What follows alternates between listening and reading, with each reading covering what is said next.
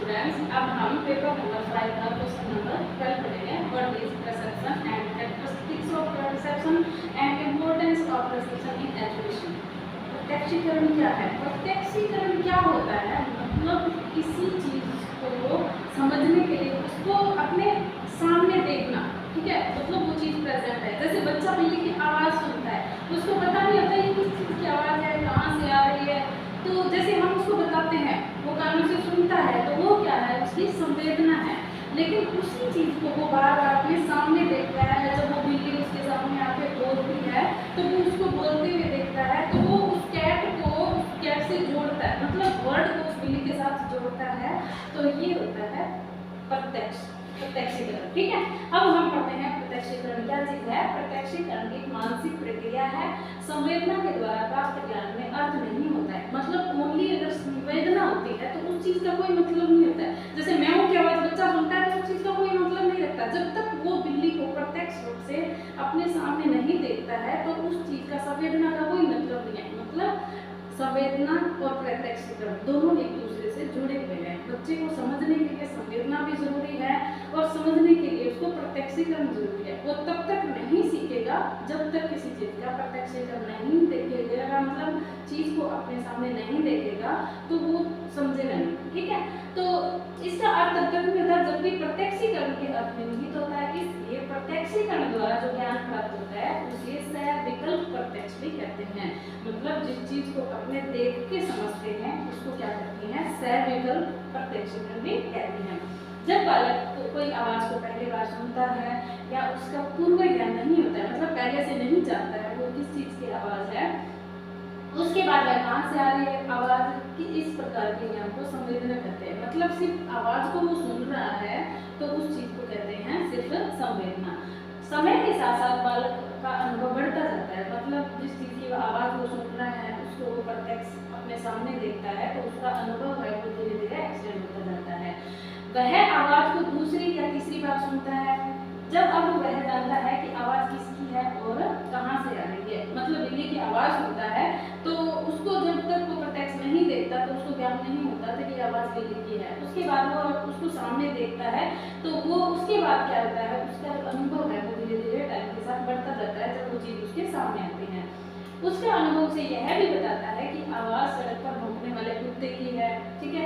और आवाज किस प्रकार के ज्ञान को प्रत्यक्षीकरण कहते हैं। मतलब उस चीज को देख के उसको समझना वो क्या होता है? प्रत्यक्षीकरण होता है या उसे प्रत्यक्ष ज्ञान भी कहते हैं। दूसरे शब्दों में पूर्व अनुभव पर आधारित संवेदना की व्याख्या करना और उसे अर्थ में जोड़ना ही क्या है? प्रत्यक्षीकरण है। मतलब जिस चीज को हमने सुना, जिस चीज को हमने अनुभव किया, उस चीज का हमने क्या किया? सामने देखा तो उसका हमें क्या हो गया? उसका जो ज्ञान है वो हमने प्रत्यक्ष जोड़ा है उस चीज के साथ, तो उसे क्या कहते हैं? प्रत्यक्षीकरण कहते हैं। प्रत्यक्षीकरण का पूर्व ज्ञान या पूर्व अनुभव से स्पष्ट संबंध होता है और इसलिए उसको ज्ञान की प्राप्ति की दूसरी सीढ़ी और पहले अनुभव से संबंधित माना जाता है। मतलब ज्ञान की पहली सीढ़ी क्या होती है? संवेदना, किसी चीज को महसूस करना, और ज्ञान की दूसरी सीढ़ी क्या है? प्रत्यक्षीकरण करना।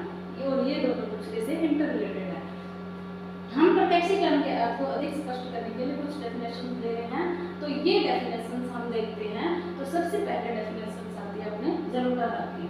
जलोटा ने क्या कहा था? प्रत्यक्षीकरण वह मानसिक क्रिया है जिससे हमको बाह्य जगत की वस्तुओं या घटनाओं का ज्ञान प्राप्त होता है। मतलब बच्चा जब तक घर पे रहता है उस चीज को हम सिर्फ उसको डिस्क्राइब कर सकते हैं, उसको बता सकते हैं, वो सुन लेगा।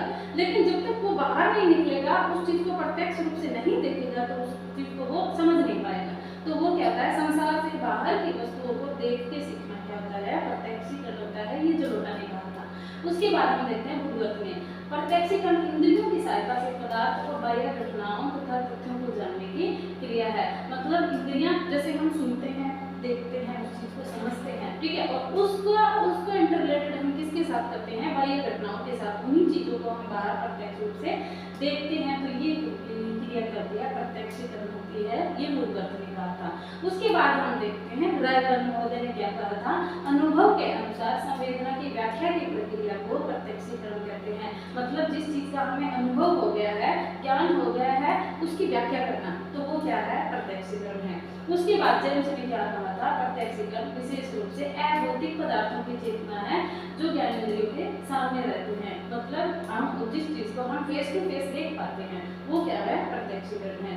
भाटिया जी ने कहा था प्रत्यक्षीकरण संवेदना का अर्थ एवं योग है और प्रत्यक्षीकरण संवेदना और विचार का योग है। मतलब जिस चीज को हम सोचते हैं वो हमारी संवेदना होगी और जिस चीज को हम क्या करते हैं, प्रत्यक्षीकरण करते हैं और उन दोनों चीजों को हम क्या करते हैं, इंटरप्रेट करते हैं, तो वो क्या होता है, प्रत्यक्षीकरण। उसके बाद हम देखते हैं एनालिसिस ऑफ परसेप्शन। इसका क्या है, विश्लेषण क्या है।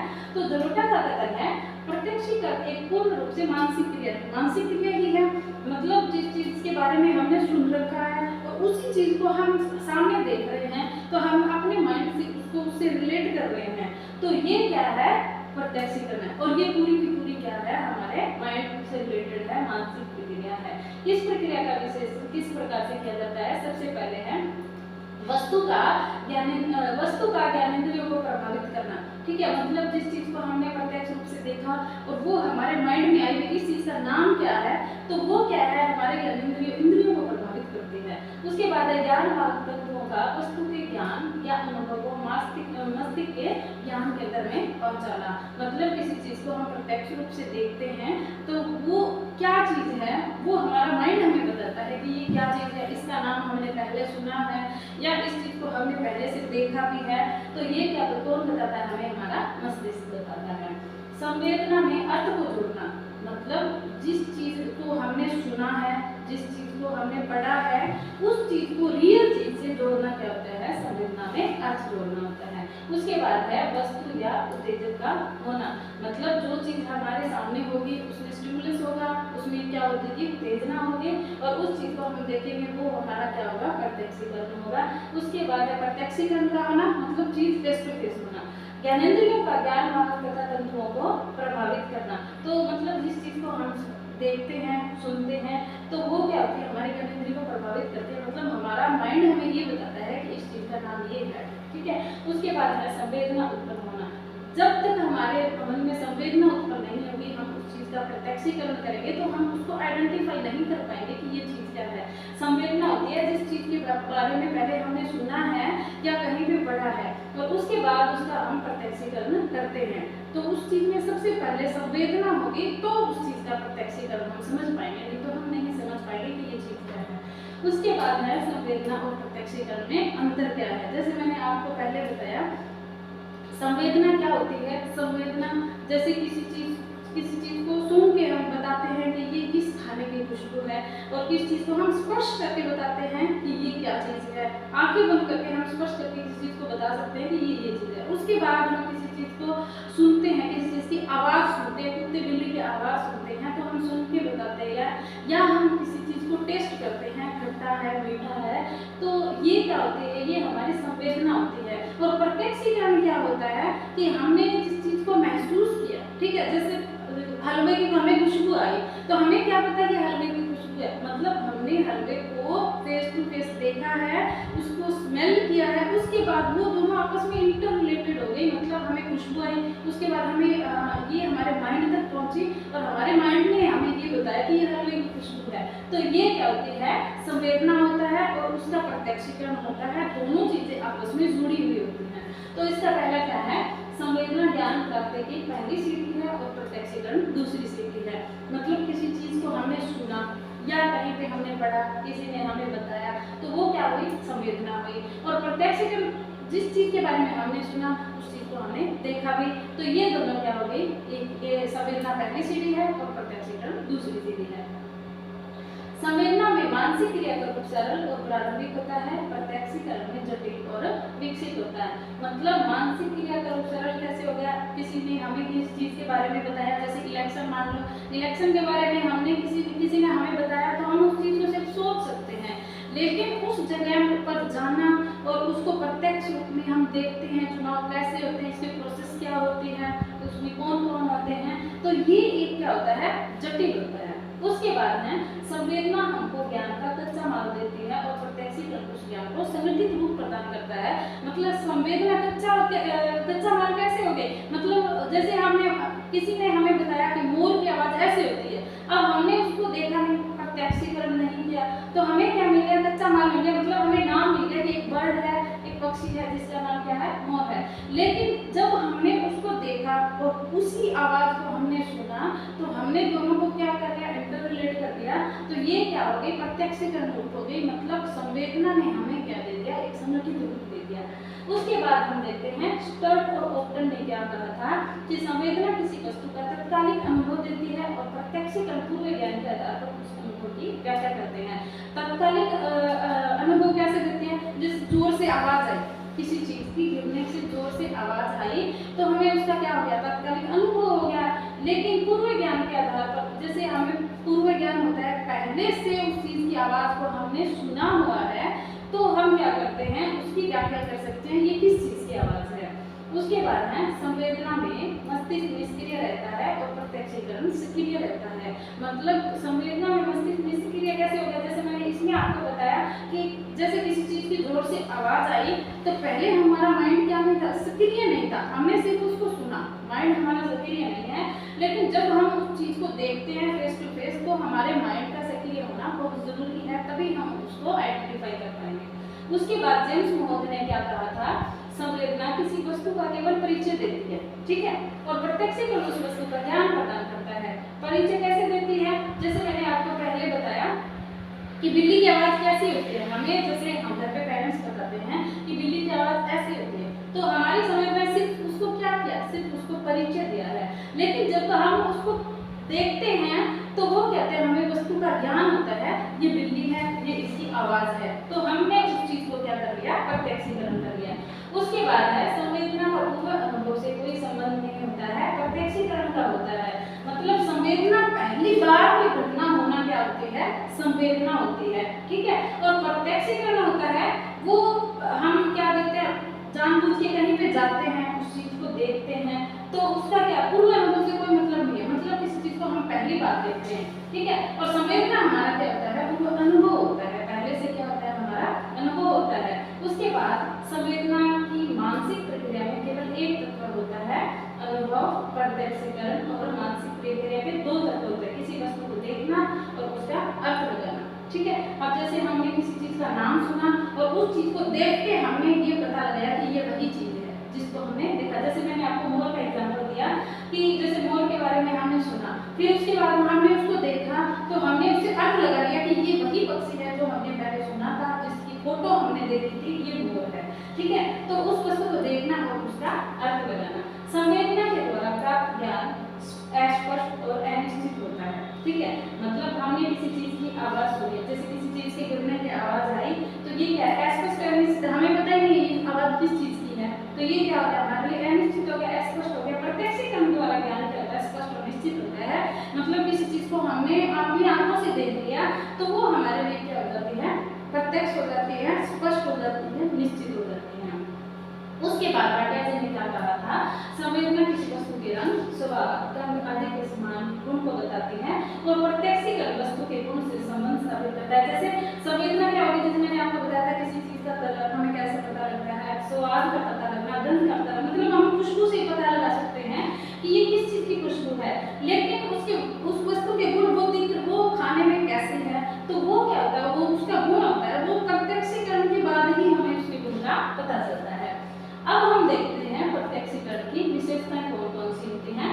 सबसे पहले है प्रत्यक्षीकरण में परिवर्तन। बोरिंग, टैगफील्ड, विल्ड आदि के अनुसार उन्होंने क्या कहा था, प्रत्यक्षीकरण का आधार परिवर्तन है। दूसरे शब्दों में परिवर्तन के कारण हमें क्या होता है, प्रत्यक्षीकरण होता है। यदि हमारे वातावरण में परिवर्तन हो जाता है तो हमें उसका अनुभव अवश्य होता है। उदाहरण जैसे जून के माह में हम सड़क पे चल रहे हैं, बहुत ज्यादा गर्मी है, ठीक है, और गर्मी लग रही है, उसके बाद हम जैसे किसी कमरे में जाते हैं जहाँ पे एसी लगी हुई है, तो वो हमारे प्रत्यक्षीकरण में क्या हो गया, परिवर्तन आ गया, उसमें चेंज आ गया, ठीक है। हम गर्मी का अनुभव कर रहे थे, जैसे ही हम कमरे में जाते हैं तो हम क्या एसी में ठंड महसूस करते हैं, तो उन दोनों को हमने क्या किया, उन दोनों का हमने प्रत्यक्षीकरण किया है। उसके बाद होता है प्रत्यक्षीकरण में संगठन। प्रत्यक्षीकरण में संगठन की विशेषता होती है, कभी कभी मस्तिष्क को एक ही समय में विभिन्न प्रकार के इंद्रियों और अनेक वस्तुओं का ज्ञान प्राप्त होता है। मतलब जैसे हम कहीं पे जा रहे हैं, मान लो आप जंगल में जा रहे हैं, जंगल में आप पौधे देखते हो, झाड़ियाँ देखते हो, तो वो क्या होता है, वो एक ग्रुप होता है जो हमारे माइंड में आता है, वो पूरा का पूरा एक ग्रुप होता है। और जैसे वस्तुओं का ज्ञान होता है, जैसे अवसर पर हम उन वस्तुओं से महत्वपूर्ण एक समूह को संगठित कर लेता है। झाड़ियाँ, वो क्या हो गई, संगठित रूप से हमें सामने दिखी और वो संगठित रूप से हमारे माइंड में आई, ये झाड़ियाँ हैं, ये इस चीज़ का पेड़ है, ये घास है, तो वो क्या हो गया, एक संगठन हो गया जो हमारे माइंड में आया, ठीक है। तो वो क्या हो गया, उसे बक्सों के समूह के रूप में प्रत्यक्षीकरण होता है, वो एक क्या हो गया, ग्रुप हो गया, संगठन हो गया। उसके बाद प्रत्यक्षीकरण में पूर्व स्थिति का ज्ञान, मतलब पहले से कोई ज्ञान होना। जहाँ ने क्या लिखा था, प्रत्यक्षीकरण की सबसे महत्वपूर्ण विशेषता है पूर्णता के नियम का कार्य करना, और इसका अभिप्राय यह है कि प्रत्यक्षीकरण में हमें पूर्व स्थिति या सब वस्तुओं का इकट्ठा ज्ञान होता है और इसके अलग अलग अंगों का नहीं। उदाहरणार्थ यदि किसी स्थान पर 8 बैल बंधे हुए हैं, 8 बैल बंधे हुए, हम किसी से पूछते हैं कि कितने बैल बंधे हुए हैं, तो सामने वाला हमें क्या कहता है कि 4 जोड़े बैल है, मतलब 8 बैल है। तो ये क्या हो गया, ये प्रत्यक्षीकरण से हमें पूर्ण स्थिति का क्या हो गया, ज्ञान हो गया। सिर्फ देखते ही हमें पूरी कंडीशन का क्या लग गया, पता लग गया कि वो 8 बैल है। उसके बाद प्रत्यक्षीकरण में अर्थ, जलोटा ने क्या कहा था, प्रत्यक्षीकरण में सदैव कुछ न कुछ अर्थ होता है, ठीक है। मतलब किसी चीज की आवाज आई तो उसका कोई ना कोई अर्थ है, मतलब वो किसी चीज की आवाज है। तो जिस वस्तु का प्रत्यक्षीकरण होता है उसके बारे में कुछ अवश्य जानते हैं। उदाहरण, हम एक आवाज सुनते हैं, उसी सुनकर हम जान जाते हैं कि ये आवाज किस चीज की है, साइकिल की घंटे की है या बाइक की घंटे की है या किसी और चीज की है। तो ये हम पहले से क्या कर लेते हैं, समझ जाते हैं। तो ये क्या होता है, प्रत्यक्षीकरण का अर्थ होता है। उसके बाद प्रत्यक्षीकरण में चुनाव, वॉरेन, लैंगफील्ड और विल्ड के अनुसार प्रत्यक्षीकरण की एक दूसरी सामान्य विशेषता यह है कि यह चुनाव करता है। हमें एक ही समय में अनेक वस्तुओं का प्रत्यक्षीकरण होता है और हम उनमें से केवल एक का चुनाव करते हैं और उस पर ध्यान केंद्रित करते हैं। मतलब मैंने आपको थोड़ी देर पहले एग्जांपल बताया कि जैसे हम जंगल में जा रहे हैं, हम वहाँ पे झाड़ियाँ भी देखते हैं, पेड़ भी देखते हैं, घास भी देखते हैं, तो हमारा माइंड क्या होता है, हमारा माइंड एक चीज पे जाता है, ये झाड़ियाँ हैं और ये इस चीज का पेड़ है या ये घास है। तो हमारे माइंड ने हमें बताया कि ये चीज है, तो उसका हमने क्या किया, प्रत्यक्षीकरण किया और उसको हमने सिंगल आइडेंटिफाई किया। तो ये हमारी क्या करती है, हेल्प करती है। जैसे हमारी इच्छा, प्रेरणा, वस्तु या घटना की नवीनता या किसी चीज का आकर्षण। उसके बाद है प्रत्यक्षीकरण में अंतर। एलिस ग्रुप के अनुसार व्यक्तिगत भिन्नताओं के कारण व्यक्तियों के प्रत्यक्षीकरण में अंतर होता है। मतलब दो व्यक्ति एक जैसे नहीं होते, दो व्यक्तियों की आवाज एक जैसी नहीं होती, उनका सोचने का तरीका, उठने बैठने का तरीका, मतलब हर चीज में क्या होता है, अलग अलग डिफरेंस होता है। तो हम क्या देखते हैं कि किसी वस्तु या घटना को हम देखते हैं तो उनकी रुचियों, गत अनुभवों, शारीरिक दशा, ध्यान की मात्रा आदि में अंतर होने के कारण उनमें प्रत्यक्षीकरण में अंतर होता है। मतलब दो चीजें होती है, वो कभी सेम नहीं होती, उनमें कोई ना कोई डिफरेंस होता है। उसके बाद हम देखते हैं importance of perception in education. वर्तमान समय में किसी शिक्षा शास्त्री प्रत्यक्षीकरण या प्रत्यक्ष ज्ञान के महत्व की उपयोगिता को स्वीकार करते हैं। जैसे आजकल स्कूल हैं, ठीक है, स्कूल में ये क्या है, प्रत्यक्षीकरण का अभी ज्यादा रोल चल रहा है। जैसे टीचर ने कोई टॉपिक बता दिया तो बच्चे उसको प्रैक्टिकली देखना चाहते हैं, ठीक है। जैसे कोई टॉपिक पॉलिटिकल का टॉपिक है, इलेक्शन के बारे में टीचर ने डिस्क्राइब कर दिया तो वो उस चीज को समझ लेंगे, लेकिन वो इतना अच्छा नहीं समझेंगे जितना वो उस चीज को प्रत्यक्ष रूप से देखते हैं। मतलब जहाँ पे ये क्रियाविधि हो रही है वहाँ पे प्रेजेंट होके उसको देखना कि इसकी प्रोसेस कैसे होती है और उस चीज को समझना, इन दोनों में एक डिफरेंस होता है। तो विद्यालय में, मॉन्टेसरी स्कूलों में, किसी प्रकार की अन्य शिक्षा संस्थाओं की व्यवस्था दिखाई देती है। बालक की शिक्षा में प्रत्यक्ष ज्ञान का क्या महत्व है और किन पद्धतियों को हम देखते हैं, क्या क्या डिफरेंस है। प्रत्यक्षीकरण बालक के विचारों का विकास करता है। मतलब बच्चे ने किसी टॉपिक को बुक में पढ़ लिया, ठीक है, तो उसने पढ़ लिया, वो उस चीज को रट लेगा, लेकिन उस चीज को अगर वो प्रत्यक्ष रूप से देखेगा तो उसकी नॉलेज क्या होगा, उसका नॉलेज इंक्रीज होगा, उसके विचारों का विकास होगा, उसको दो चीजें एक्स्ट्रा सीखने को मिलेंगी। उसके बाद राइजर ने क्या कहा था, प्रत्यक्षीकरण व्याख्या करने की प्रक्रिया है, अतः बालक को व्याख्या करने योग्य बनाता है। मतलब किसी चीज को हमने बच्चे को रटा दिया, वो उस चीज की व्याख्या नहीं कर पाएगा, वो उस चीज को रट लेगा, उसको अच्छे से ढंग से एक्सप्लेन वो कब कर पाएगा, जब वो उस चीज को प्रत्यक्ष रूप से देखेगा तो वो उस चीज को अच्छे ढंग से वो उसको एक्सप्लेन भी कर सकता है। उसके बाद है प्रत्यक्षीकरण की स्मृति और कल्पना की प्रक्रियाओं को क्रियाशील बनाता है। फुटबॉल का मैच देखने के बाद ही बालक उस पर कुशलतापूर्वक निबंध लिख सकता है। जैसे बच्चे को निबंध लिखना है, हमने उसको ऐसा टॉपिक दे दिया जो उसने देखा ही नहीं, कभी महसूस नहीं किया, देखा नहीं, तो वो उस पर लिखेगा, अच्छा नहीं लिख पाएगा। जितना उसने प्रैक्टिकली अगर किसी चीज़ को देखा है, जैसे उसने फुटबॉल के मैच को देखा है, तो वो उस चीज़ को एक्सटेंड करके अच्छा कब लिख पाएगा, जब उसने उस चीज़ को प्रैक्टिकली देखा है, प्रत्यक्ष उसको अनुभव किया है। उसके बाद है भाटिया। भाटिया के अनुसार है प्रत्यक्षीकरण ज्ञान का वास्तविक आरंभ है। इस ज्ञान प्राप्ति में ज्ञानेंद्रियों का मुख्य स्थान है और अतः बालक की ज्ञानेंद्रियों का उचित प्रशिक्षण दिया जाना चाहिए। मतलब बच्चे को अपने ज्ञानेंद्रियों का प्रशिक्षण कैसे करना है, ज्ञानेंद्रियों का यूज कैसे करना है, वो प्रशिक्षण बच्चे को दिया जाना चाहिए। अब जैसे बालक के प्रत्यक्षीकरण का विकास करने के लिए उसके आसपास के वातावरण, संग्रहालय, प्रसिद्ध इमारतों, अन्य उपयोगी स्थानों को देखने के लिए अवसर दिया जाना चाहिए। जैसे बच्चे ताजमहल को पढ़ते हैं, बुक में देखते हैं, अगर वो उसी चीज़ को प्रत्यक्ष रूप से देख लेंगे तो 4 चीजें उसके बारे में वो एक्स्ट्रा भी सीखेंगे और उस चीज को खुद को अगर डिस्क्राइब करने के लिए बोल भी दिया जाए तो वो उस चीज की व्याख्या कर पाते हैं, क्योंकि उन्होंने उस चीज को प्रत्यक्ष देखा है। उसके बाद है बालक के प्रत्यक्षीकरण का विकास करने के लिए शिक्षक को पढ़ाते समय विविध प्रकार की शिक्षण सामग्री का उपयोग करना चाहिए। अब जैसे बच्चे को ज्योग्राफी हम पढ़ा रहे हैं, तो बच्चे को ज्योग्राफी पढ़ा रहे हैं तो उसका मानचित्र का यूज करना, ग्लोब का यूज करना, हमारी धरती कैसे राउंड करती है, कैसे ग्रह है, कैसे कौन सा कंट्री कहाँ पे सिचुएटेड है, तो ये चीजें होती है, ये प्रत्यक्षीकरण होती है। मतलब बच्चे को स्पष्ट रूप से बताना। और शिक्षण सामग्री का प्रयोग ज्यादा करने से बच्चे क्या करते हैं, ज्यादा सीखते हैं, अच्छा सीखते हैं। प्रत्यक्षीकरण बालक के ज्ञान को स्पष्टता प्रदान करता है। मतलब बच्चा अगर किसी चीज में कंफ्यूज हो रहा है तो उस चीज को उसको क्या करिए, प्रत्यक्ष दिखाइए, तो उसका कंफ्यूजन क्या हो जाएगा, दूर हो जाएगा, वो चीज क्या हो जाएगी, उसके सामने स्पष्ट हो जाएगी। प्रत्यक्षीकरण बालक के प्रत्यक्षीकरण का विकास करने के लिए उसे स्वयं क्रिया द्वारा ज्ञान प्राप्त करने, वास्तविक वस्तुओं का प्रयोग करने, बनाने के लिए प्रोत्साहित किया जाना चाहिए। जैसे हम साइंस के प्रोजेक्ट बनाते हैं तो बच्चे क्या करते हैं, उस चीज को स्वयं क्रिया करते हैं। मतलब बच्चा प्रोजेक्ट को खुद बनाएगा, ठीक है, और उसके द्वारा वो ज्ञान प्राप्त करेगा और जो वास्तविक चीज है उसको बनाएगा और वो बनाने के लिए क्या होगा, प्रोत्साहित होगा, तो वो उस चीज को एक्सटेंडली अच्छा सीखेगा, अच्छा डिस्क्राइब करना सीखेगा और उसका नॉलेज भी बढ़ेगा।